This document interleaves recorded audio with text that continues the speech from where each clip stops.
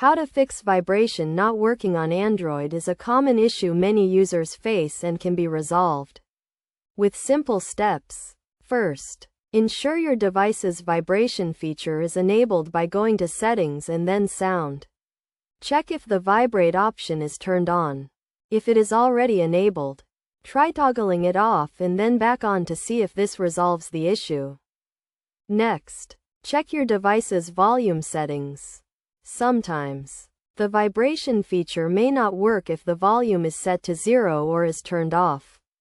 Increase the volume to a reasonable level and check if vibration is working.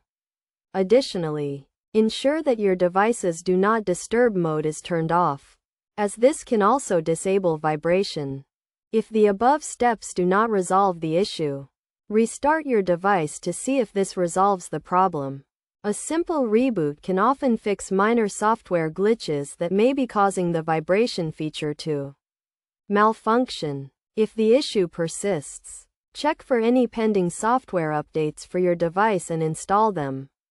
Outdated software can sometimes cause issues with device features, including vibration. You can check for updates in the Settings app under About Phone or System Update. If your device has a removable battery, try taking it out and putting it back in to see if this resolves the issue. This can sometimes reset the device's vibration motor. For devices with non-removable batteries, you can try pressing and holding the power button and the volume down button simultaneously for 10 seconds to force restart the device.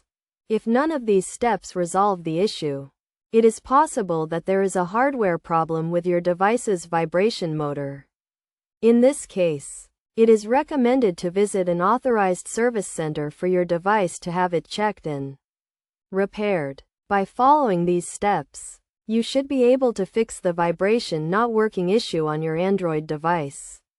Remember to always check the basics first, such as ensuring the vibration feature is enabled and the volume is turned up, before trying more advanced troubleshooting steps.